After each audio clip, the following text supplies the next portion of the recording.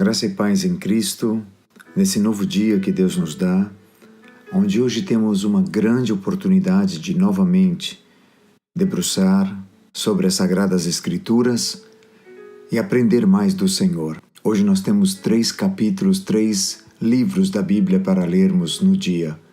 E como sempre, faço a mesma recomendação. Procurando ler de manhã umas das referências, à tarde outra e à noite a terceira referência. E assim seguimos firmes, lendo toda a Bíblia nesse ano de 2018. Hoje nós temos o Evangelho de João, capítulo 13, do verso 21 ao 38, 2 Crônicas 19, Salmos 78, 38 ao 55. Eu quero estar meditando com você no dia de hoje, João capítulo 13, verso 21 ao 38. Essa passagem de João capítulo 13, no início do capítulo, fala a respeito de quando Jesus lava os pés aos discípulos. Ele dá uma lição de humildade e ele está ali para comer com os seus discípulos. E a partir do versículo 21, nós vamos encontrar a situação de Judas Iscariotes sentado à mesa, juntamente com os demais discípulos e com Jesus. Começamos no versículo 21. Ditas estas coisas, angustiou-se Jesus em espírito e afirmou: em verdade vos digo que um dentre vós me trairá. Ainda que era um momento de comida, um momento de desfrutar de um banquete, Jesus angustiou-se em espírito. Certa ocasião ouvi um pregador falando a respeito da angústia de Deus, da dor do coração de Deus por causa do homem que está distante dele. Aqui, Jesus estava muito próximo de Judas Iscariotes. Jesus estava sentado na mesma mesa com ele. E ainda a mesa onde ele e os seus discípulos partilhavam sua última refeição juntos neste mundo. Jesus se perturbou em seu espírito. Eu imagino Jesus sabendo que o momento de sua separação de Judas, mesmo estando plenamente ciente de sua própria unidade com o Pai, Jesus foi verdadeiramente humano em sua reação. Quanto tempo Judas andou com Jesus? Quantas experiências Judas teve com Jesus? Quantos momentos de alegria Jesus teve com Judas? Quantas histórias para contar. Mas agora, nesta ceia, seria o último momento em que eles estariam juntos. Dali, Judas sairia com Satanás em seu coração, com o intento de entregar Jesus aos religiosos e às autoridades. Eu acredito que esta dor do coração de Jesus, ela foi muito mais intensa do que qualquer homem comum, pois ele sabia melhor que qualquer outro o que realmente significava a separação de Deus. Ele está em grande angústia, mesmo sentado à mesa, porque mesmo toda aquela realidade da comida, da bebida, de um jantar juntos, não mudava o coração de Judas. Quando alguém intenta fazer o mal, quando alguém não quer perdoar, quando alguém deseja afastar-se de Deus, você pode apresentar as melhores opções. Você pode apresentar um culto muito abençoado, você pode apresentar uma comida, mas o que está no coração da pessoa, ela quer fazer. E Jesus, nesta angústia, ele diz o seguinte: em verdade vos digo que um dentre vós me trairá. Quando ele afirma em verdade, ele está fazendo um anúncio, ressaltando, chamando a atenção aos seus ouvintes para a gravidade daquilo que ele iria dizer. E ele diz: Jesus sabia que aquele momento, o que poderia expressar comer juntos, símbolo de comunhão, de harmonia, não mudaria o coração de Judas. E ele diz: um dentre vós vai me trair. O anúncio de traição, em um momento de comida, em um momento de desfrutar, Eu imagino que para os discípulos ali trouxe um sentimento bastante ruim, um sentimento bastante estranho, naquele círculo íntimo. Como? Um dentre nós, todos nós seguimos ao Senhor, todos nós amamos ao Senhor, mas o Senhor está dizendo, mas há um que vai me trair, há um que vai me entregar a outro, há alguém que está sentado à mesa, que tem desfrutado das bênçãos, que tem sido favorecido com a minha presença, com os meus ensinos, com os meus milagres, mas que isso não foi suficiente e ele está disposto a me entregar à morte, para ser condenado, para ser açoitado, para ser atormentado. Um dentre vós vai me trair. Se você estivesse lá, como seria para você ouvir isso do Mestre? Como seria para mim ouvir isso do Mestre? Então, no verso 22, diz a Bíblia que os discípulos olharam uns para os outros admirados. Que momento difícil, não é? Não é de se admirar que os discípulos olhassem uns para os outros, como dizendo, como assim? Parece que tudo está bem. Quantas vezes parece que tudo está bem? Quantas vezes parece que estamos em uma festa, comendo, desfrutando, com a aparência de que tudo está bem. Mas o nosso coração pode estar longe de Deus. Podemos estar até em um templo, podemos estar até na casa de Deus. Os discípulos se assustam, sem saber a quem ele se referia. E o verso 23 nos diz o seguinte, ora, ali estava conchegado a Jesus um dos seus discípulos, aquele a quem ele amava. Essa palavra é muito linda, isso quer dizer, estava ali alguém reclinado à mesa, ao lado dele, de Jesus. Estava sentado, estava ali desfrutando da comunhão. Essa mesa, ela era muito interessante pensar no formato dela e de como estavam distribuídos os discípulos, para que a gente possa entender essa posição de João, a posição de Judas, de Pedro, os personagens que participaram dessa conversa. É importante entendermos que a postura desses convidados era uma postura onde eles ficavam reclinados de lado sobre pequenos sofás ou almofadas. E uma vez que a mesa tinha a mesma altura dos sofás, a pessoa então colocava o seu cotovelo esquerdo em uma almofada sobre a mesa e com a mão direita ficava livre para pegar a comida. Os pés normalmente ficavam estendidos para longe da mesa. Sabe, a mesa ela tinha a forma de U e os sofás ficavam ao lado, à volta do lado externo dessa mesa. Na disposição dos assentos, o anfitrião ou a pessoa principal ficava no centro e o lugar de honra ficava acima dele, à esquerda. Lembre-se disso, o lugar de honra ficava ao lado dele, à esquerda. O próximo lugar de honra abaixo deste ficava à sua direita. Portanto, a pessoa direita do anfitrião se sentaria de forma que a cabeça ficasse próxima ao peito do anfitrião. E assim seria fácil dizer-lhe uma palavra de forma confidencial. E essa pessoa dá-se a entender que era João.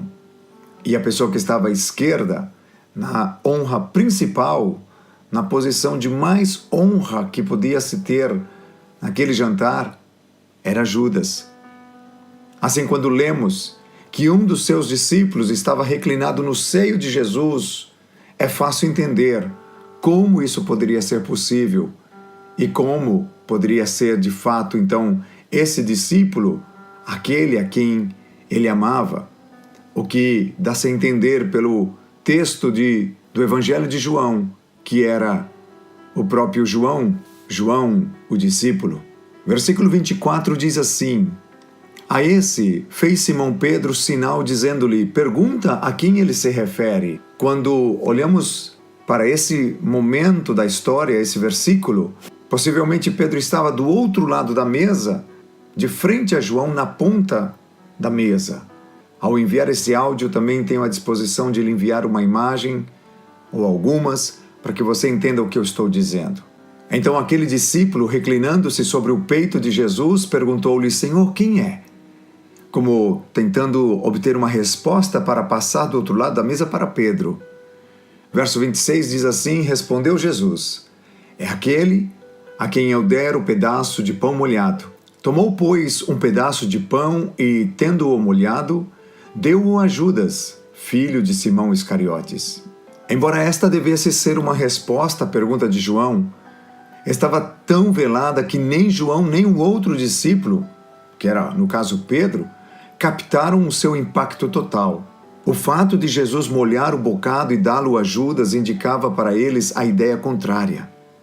Há alguns comentaristas que dizem o seguinte: no Oriente era costume, quando os convidados estavam presentes, se o anfitrião desejasse honrar especialmente um deles, se dobrava então um pedaço de pão em forma de colher, mergulhava esse pedaço de pão no prato e, segurando algum pedaço escolhido, entregava ao convidado como um favor muito especial. Assim, este não foi um movimento para expor Judas, foi um esforço do Senhor para protegê-lo. E nisso o Senhor fez muito bem. Os discípulos conseguiam enxergar somente o exterior, todo o cenário que estava ali se apresentando. Imagina, outros estavam conversando também, e Jesus, conhecendo o que estava no interior de Judas, a curiosidade de Pedro, o amor de João, ele conseguiu guardar Judas. Por quê? Porque ele amava Judas. E até o último momento, Jesus estava dando a Judas uma oportunidade de arrependimento. Mas Judas tinha que querer. Quantas vezes o Senhor tem guardado a muitas pessoas de que suas vergonhas, de que suas traições, de que suas negações ao Senhor fiquem expostas. Será que já aconteceu com você alguma vez? Será que para quem eu estou dirigindo-me agora é alguém que o Senhor está protegendo para que o que está no interior não saia à luz? Como dizendo, te dou uma oportunidade de arrependimento, te dou uma oportunidade de converter-se, te dou uma oportunidade de voltar-se a mim. Te coloco ao meu lado esquerdo como grande honra, aonde ninguém vai perceber o que está em teu coração. Como Deus é bom! Como Deus é maravilhoso! Pela imagem que eu quero lhe enviar, você vai poder notar que do lado direito estava João, reclinado a cabeça sobre Jesus, do lado esquerdo estava Judas. E entre Jesus e Judas havia uma espécie de uma conversa particular que estava acontecendo, como que Jesus dizendo: Judas, eu te amo, eu estou disposto a te perdoar, mas eu não posso decidir por você. Era como Jesus dizendo: Judas, esse pode ser o último jantar, o último momento juntos, ou o reinício de uma grande caminhada daqui até a eternidade. Judas, o lugar à esquerda que eu te ofereci representa o lugar ao amigo mais íntimo, a uma alta honra que eu estou te dando, mas eu não posso mudar o teu coração se você não quiser. Jesus, até o último momento, estava procurando a ovelha que estava perdida dentro do redil, a dracma que estava perdida dentro de casa, o filho que estava perdido dentro da casa do Pai. Jesus está procurando você, aonde Ele tem te honrado, aonde Ele tem te colocado em posição, mostrando aos demais o quanto Ele te ama, aonde Ele tem te protegido, te livrado de tantas coisas. Mas Ele não vai mudar o teu coração se você não se dispor. A Bíblia diz, do verso 26 e 27, esse texto estremece meu coração, que quando Jesus tomou então o pão molhado, o pedaço de pão, molhou e deu a Judas, verso 27, e após o bocado, imediatamente entrou nele, em Judas, Satanás. Satanás entrou em Judas, estando Judas do lado de Jesus. Como é possível? Agora Satanás domina Judas completamente e as escrituras vão se cumprir. Se você observar no começo, João 13, verso 2, leia essa referência. Durante a ceia, tendo já o diabo posto no coração de Judas Iscariotes, filho de Simão, que traísse a Jesus. Veja, no verso 2, Satanás tinha colocado a intenção da traição. E Judas deu continuidade a este sentimento. Judas, então, não é uma vítima inocente. Não é alguém que vai ser condenado sendo inocente. Ele está sendo condenado por seu próprio pecado em trair a Jesus, porque ele aceitou esse sentimento, ele alimentou esse sentimento, ele deixou crescer esse sentimento. De um lado, Jesus protegendo a Judas, de outro, Jesus ocultando a sua própria hipocrisia. Quantas coisas nós não conseguimos enxergar. Mas Deus sonda os corações, Deus conhece o interior de cada um de nós. Quando Ele toma o bocado, verso 27, meu Deus, e Ele professa aceitar a oferta de amor do anfitrião que é Jesus. Ele está diante dos seus amigos em um ato externo bastante bonito, mas no coração dele, Satanás entrou. Isso te assusta? Isso me assusta muito. E eu peço e clamo a misericórdia de Deus sobre nossas vidas neste momento. Algo terrível acontece com o homem que rejeita o amor mais sublime de Deus. E Jesus disse: o que pretendes fazer, faze-o depressa. É interessante que Jesus sabia que Satanás tinha entrado em Judas. Tudo estava acontecendo. Nenhum, porém, dos que estavam à mesa percebeu a que fim lhe dissera isto. Porque Jesus disse a Judas que havia pego o bocado. O que fazes, faze-o depressa. João comenta que os discípulos pensaram que Jesus dera a Judas, que era o tesoureiro, alguma instrução para que ele fosse comprar mantimento para a festa da Páscoa ou ajudar os pobres. É isso que nós encontramos aqui no versículo 29. E o verso 30 diz: ele tendo recebido o bocado, saiu logo, e era noite. Para os discípulos, ele tinha saído para comprar algo ou ajudar os pobres. Para Jesus, ele tinha saído para o entregar. Dá para você entender a angústia de Jesus no primeiro versículo que lemos hoje. Aqui podemos ver claramente o amor mais sublime de Deus, delineado da seguinte forma: o amor que encontra uma maneira de servir. Vemos isso nos versículos 4 ao 9. O amor que pode saber o pior e ainda assim amar ao máximo. Versos 26 ao 29. A vida passa a uma situação de trevas quando este amor é rejeitado. Verso 30. Diz assim, que ele saiu e era noite. Eu me lembro de uma história de uma mulher que o seu marido atraía regularmente. E um dia ele chegou até ela e disse: eu quero me separar de você. E ela disse a ele: dá-me 30 dias, dá-me um mês, apenas um mês. Vamos tentar, vamos procurar fazer aquilo que talvez deixamos de fazer no largo dos nossos anos de casado. Vamos passar ao menos uma imagem nesses próximos 30 dias aos nossos filhos de que nós nos amamos. Somente um mês. E depois você pode fazer o que você quiser.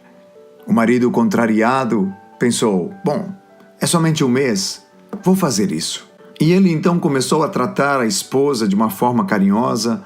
Ele trazia flores à esposa, ele a atendia, ele procurava chegar mais cedo do trabalho, continuava com suas traições, mas estava dentro de casa procurando cumprir aquele compromisso. Afinal, seria só de um mês, e logo ele poderia pedir a separação. Os filhos viram como o pai estava tratando a mãe, como tudo estava acontecendo de uma forma tão bonita, e quase chegando ao mês, o coração daquele homem estava mudando. Ele já não estava mais pensando em se separar. Ele já não estava mais desejando trair a sua esposa. E quando chega a um mês, ele chega em casa com flores, procura sua esposa e ela não está. Vai à procura de sua esposa e descobre que ela foi internada com muita urgência e veio a óbito, horas depois que estava no hospital. O amor daquela mulher foi um amor verdadeiro, mesmo sabendo que seu marido a traía, mas ela o amou, e o amou até o fim. Com isso, ela protegeu seu marido de não ser um homem divorciado, de não ser um homem que ficaria conhecido como um traidor, como alguém que teria deixado a sua esposa e procurado outra mulher. Ela procurou com todo o seu coração protegê-lo. Ela sabia que teria poucos dias de vida pela enfermidade que ela estava diagnosticada. Mas ela amou seu marido, mesmo sabendo que ele a traía. Ela amou seus filhos e ela procurou cuidar de seu lar. Muito mais que o exemplo desta mulher. Jesus, ele fez o mesmo com todos nós. E estamos lendo o Evangelho de João, capítulo 13. Você pode ler o capítulo 13, versículo 1, que diz que Jesus amou a todos o que o Pai tinha entregado a ele e os amou até o fim. Jesus amou a João, Jesus amou a Pedro, que o negou, mas que depois se reconciliou lá em João capítulo 21. Concluindo esta palavra, naquela mesa estavam os 12. Versículo 23 fala a respeito daquele que colocava a cabeça no ombro de Jesus, fala a respeito daquele que tinha curiosidade de saber quem seria o traidor, e fala daquele que se levanta e sai de noite e vai embora. O Senhor convida a todos à mesa. Que nesse momento possamos nos inclinar diante dele e dizer: Senhor, livra-me. E se o inimigo colocou algo em nossos corações, que saia em nome de Jesus. Primeiro ele coloca algo e depois ele vem pessoalmente. Seja repreendido o inimigo em nome de Jesus. Que o Senhor tenha misericórdia de nós. Que nós não venhamos a nos levantar da mesa do Senhor, da comunhão, em um momento tão precioso, que possamos ficar e que Ele seja o primeiro a se levantar para que nós possamos seguir seus passos. O amor de Jesus nos constrange. O amor de Jesus, de fato, é muito forte. Foi muito forte naquela mesa. Foi impactante o que aconteceu naquele dia.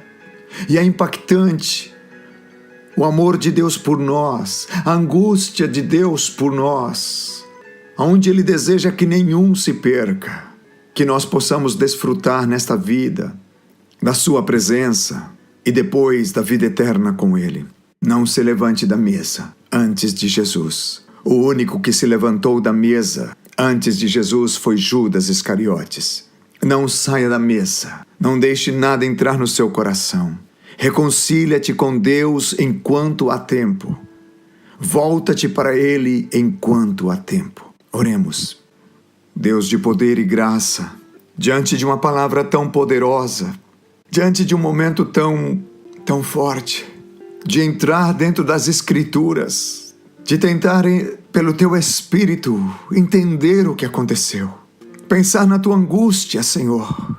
Pensar que o Teu coração ainda tem angústia de ver tantos que o Senhor ama, que desfrutam de saúde, que têm o trabalho, que têm vida, que têm tantas bênçãos, até mesmo o Senhor ao lado, mas no coração há outras coisas. Senhor, eu clamo, Senhor, que possa sondar nossos corações e ver se há em nós algum caminho mau e guiar-nos pelo caminho eterno.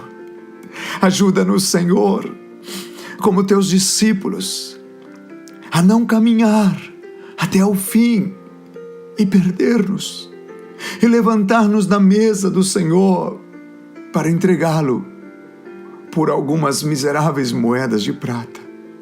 Senhor, livra-nos de qualquer semente, de qualquer pensamento, de qualquer sentimento que o inimigo possa querer colocar em nossos corações. Livra-nos da hipocrisia. Obrigado por guardar muitas vezes, Senhor, nossas vidas, para que elas não fiquem expostas, porque o Senhor nos ama e o Senhor quer o nosso bem. Obrigado pela palavra de hoje.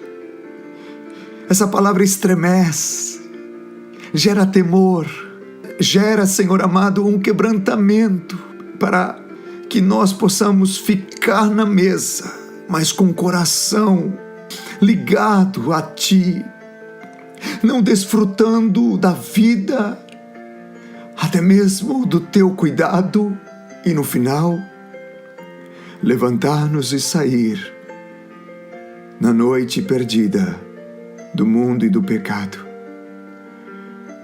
Ajuda-nos a reclinar nossa cabeça nos Teus ombros, a não termos a curiosidade, como Pedro teve, mas poder estar pertinho do Teu coração, como esteve João. Eu tenho certeza que se Judas se arrependesse, o Senhor o perdoaria. Mesmo depois segurando as moedas em suas mãos, mesmo depois com um beijo, o Senhor o perdoaria se ele voltasse. É tão forte isso. O livre-arbítrio, as decisões e consequências. Mas nesse momento eu clamo por mim e por esta vida que está me ouvindo.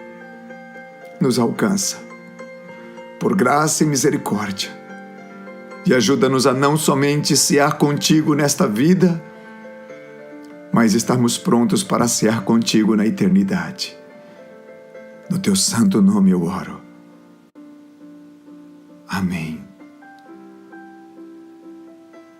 Que Deus te abençoe com essa palavra nesse dia. No nome de Jesus.